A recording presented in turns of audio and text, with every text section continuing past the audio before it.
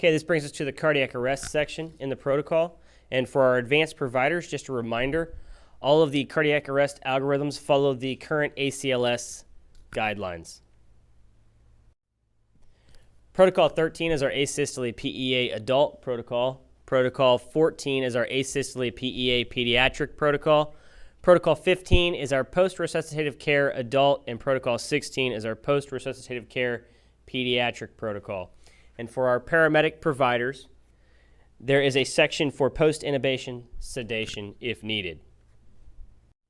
Protocol 17, our cardiac arrest, ventricular fibrillation, ventricular tachycardia adult, and our new medication for our intermediate and paramedics is amiodarone. This is our chief antiarrhythmic within these protocols. And Protocol 18 is cardiac arrest, VFib, VTAC, pediatric, and again, amiodarone is the new antiarrhythmic we will be carrying. This brings us to the environmental section of these protocols. Starting off with Protocol 19, the cold exposure protocol, you will find defined hypothermia parameters within this protocol. Protocol 20 is our heat exposure, heat stroke protocol. That's a good reference for the provider. Differentiates between heat cramps, heat exhaustion, and heat stroke. No real change from current protocols in terms of treatment. The injury section of your protocol. We start off with Protocol 21, which is a bites and envenomation on land protocol. Snake bites, spider bites, dog and cat bites. No real change from current protocols. Protocol 22 is our burns protocol. We do have a new skill for our intermediate and paramedic providers, nebulized epinephrine for inhalation burns, and also for our advanced providers through paramedic, we have a condensed Parkland formula for fluid resuscitation. Protocol 23 is our carbon monoxide smoke inhalation protocol. We have a new medication, hydroxycobalamin, for cyanide exposure. Protocol 24, crush syndrome. We have new medication indications, sodium bicarbonate, calcium chloride, and albuterol for our intermediate to paramedic folks. And that albuterol is at a high dose, 10 to 20 milligrams, nebulized. Protocol 25 is an extremity injury. It is a standard of care for traumatic injuries to the extremities. Protocol 26 is a head injury protocol. Discusses brain herniation syndrome, when to increase ventilatory rate so that we can maintain that end-tidal range in reference to specific patient presentation. And Protocol 27 is a multi-system injury protocol. Okay, now we're going to focus on the medical section of these protocols. Protocol 28 starts with abdominal pain. For our intermediate and paramedics, we want them to refer to the pain management protocol for specific pain management treatment. Protocol 29 is our allergic reaction anaphylaxis adult protocol. EMT through an advanced epinephrine autoinjector without prescription and albuterol nebulized without prescription. Our intermediate and paramedics, we have a new administration technique for epinephrine 1 to 100,000. Protocol 30, allergic reaction anaphylaxis pediatric for our EMT through advanced providers, again, epinephrine and albuterol without prescription. And our intermediate and paramedics, new administration technique, epinephrine 1 to 100,000. Protocol 31 is our altered mental status protocol. No change from current protocols. Protocol 32, bradycardia adult. Protocol 33, bradycardia pediatric.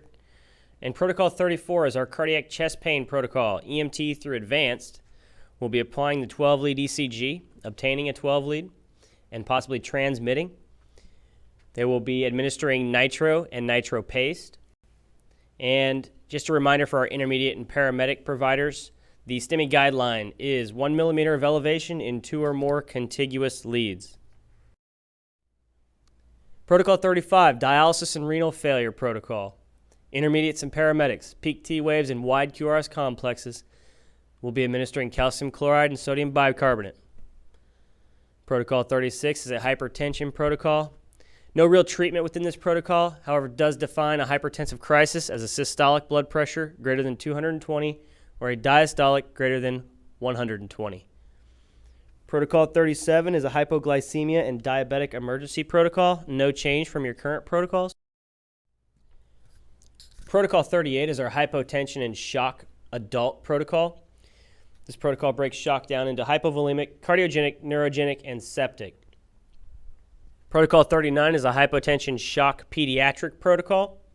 40 is our nausea and vomiting protocol with your primary antiemetic as Zofran or ondansetron still. And protocol 41 is newborn neonatal resuscitation for our paramedics. And we'll focus on this in the skills training, but we have the meconium aspirator. Protocol 42 is our overdose, poisoning, toxic ingestion adult protocol. And our intermediate and paramedics will be treating beta blocker, calcium channel blocker, and tricyclic antidepressant overdoses, as well as organophosphate poisoning and cyanide exposure. In Protocol 43, overdose, poisoning, toxic ingestion, pediatrics. Again, our intermediate and paramedics will be treating beta blocker, calcium channel blocker, and tricyclic antidepressant overdoses, organophosphate poisoning, and cyanide exposure. In both of these protocols, we will also be treating overdose on narcotics with naloxone.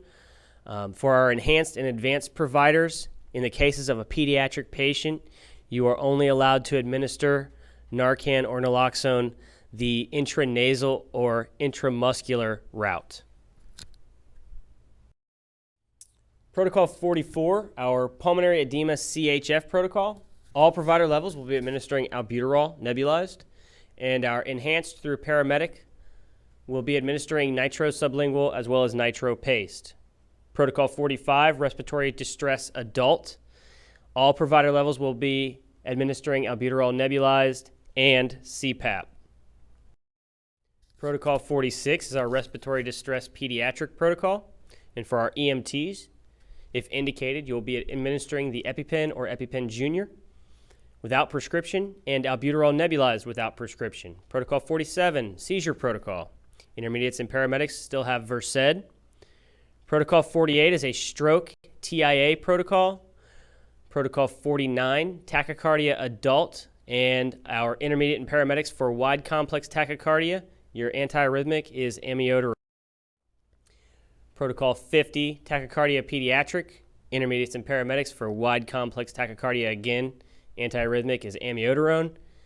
And Protocol 51 is our ventricular assist device protocol. There's indications in here on how to treat patients with a VAD, and also a reminder that treatment while withholding chest compressions.